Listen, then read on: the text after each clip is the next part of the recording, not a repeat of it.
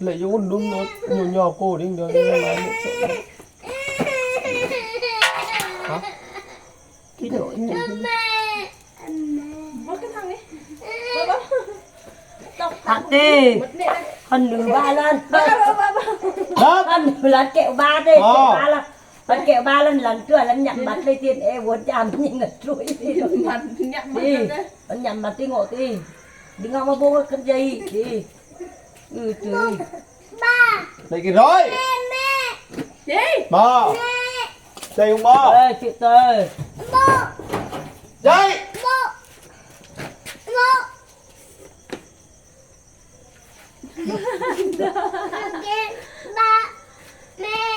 Đợi bố. Này mình đứa chỗ. Điên đường con tay chỗ. Mẹ thú á, ơi để tao đập mẹ thú. À rồi, đập rồi. Đấy. Đổ. Đừng lần thôi nghe. Anh chủ cho trở về nãy đi. Nhưng mà phải đếm hơn nữa, thằng kẻ nó ôm cái hơn đập. Ô, kẻ nó ôm.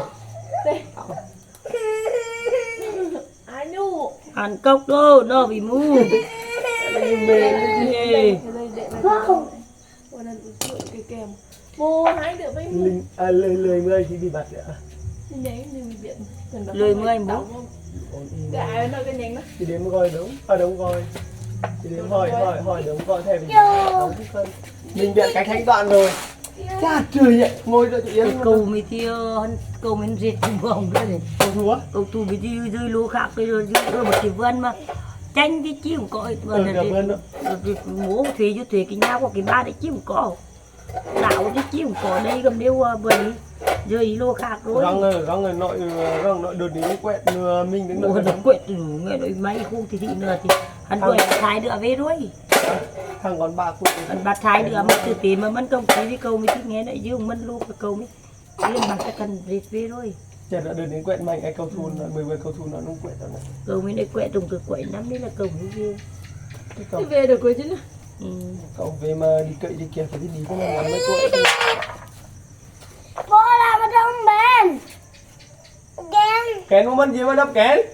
Lại đâu đây, bố lấy cho em cái là em lại lấy kia đóng ngôi đây. Đi đâu cho em kén, đi đâu cho em bé. Tóc.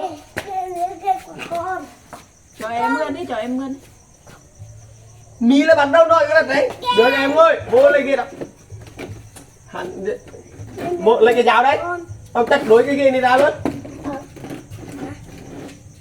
Đưa cho em.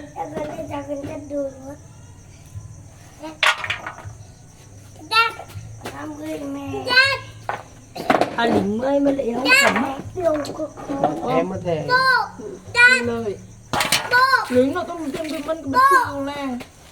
thằng này nghe dưới như mình đi chỉ bên lao thôi. Ê, đập à. Cái đó là nghe nói dân ta bên mình nghe nói Này mình mân. này. cái thằng người về thì chứ không trọng thì chơi chứ rồi bà khụt bế chơi như chồng mình chung được